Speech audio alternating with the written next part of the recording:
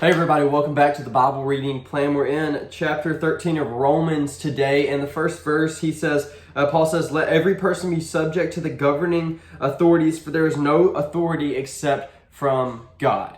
No, wait, Paul, what if I didn't vote for them? What if the candidate that won is the person I didn't vote for? Then I can't listen, or I shouldn't listen to them because that's not who I chose. No, he says, the governing authorities. Okay, Paul, what if the person wasn't elected at all? What if they were, put there because they, took on a throne from their father, or if they, overcame a country and established themselves as rulers? Should we follow them? He says, there's no authority except God. Let everyone be subject to their governing authorities. And whoever your governing authority is, whoever has been set over you by God. It's like what Jesus says, give unto Caesar what is Caesar, give unto God what is God's. As long as it's not sinning against God, then you obey the powers that are put above you, because that's who God has instituted, for better or for worse, above you.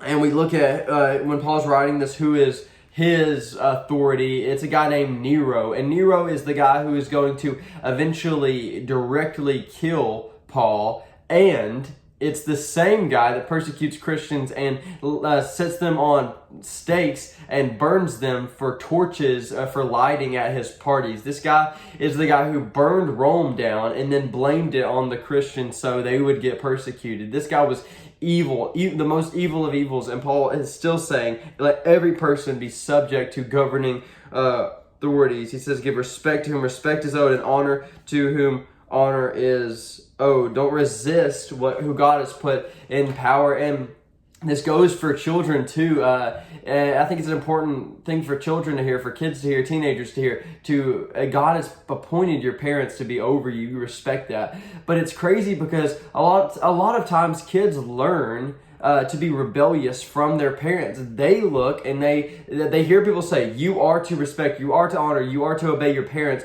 But then they look at their parents, and the people that their parents are to respect, obey, or honor, we take their governing authorities, the president will say, they are chastising and talking bad and talking down and not obeying their governing authorities. So why would their children obey them? It's what they're being taught. We need to be careful how we act, because that's how we show other people to act as well, and that happens a lot. And I think it's a good rule. If you find yourself complaining or talking down about the governing authorities that you've been put under, then I think you should take this simple rule: is pray for them, or complain about them only as much as you pray for them. If you pray for them for 5 minutes a day, then maybe complain about them for 5 minutes a day. But I think after you pray for them, you'll find it's harder to complain about someone you're praying for, but do that. God has appointed them. And then he says in verse 8, owe no one anything except to love each other, for the one who loves another has fulfilled the law. He says the whole law can be wrapped up in love. He says love God and love people. That's the fullness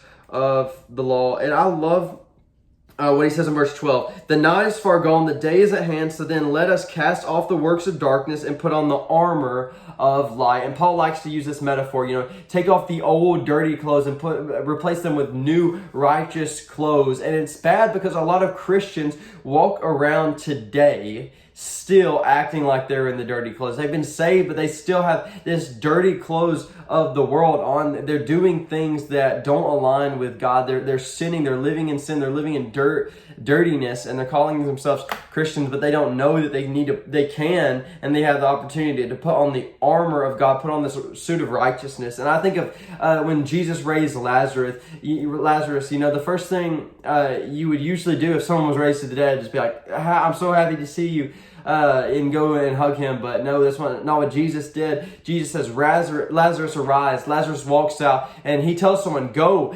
trade the clothes that he has on, these wrappings that he has on, and give him new clothes. He is no longer dead. And as Christians, we are people who have passed from death to life. You are no longer dead. You no longer have to live in that sin. So trade your clothes, your dirty clothes, your clothes of sin in the world, for clothes of righteousness. Live according to your calling. And in the last verse, Paul says, but put on the Lord Jesus Christ and make no provision for the flesh to gratify its desires. Because if you're saved, worldly wisdom suddenly looks very foolish. The only thing that looks smart, that looks wise, is obeying the will of God, knowing that God knows all, and that following Him is following righteousness, not righteousness, and storing things in heaven. It's doing what you are made to do. So He says, now that you see that, now that you're above that, and you have been given the tools necessary to fight sin, to not gratify the desires of the flesh, He says, live for more. Don't make any provision for the flesh to gratify its desires. And a lot of the times, I think we don't do this. We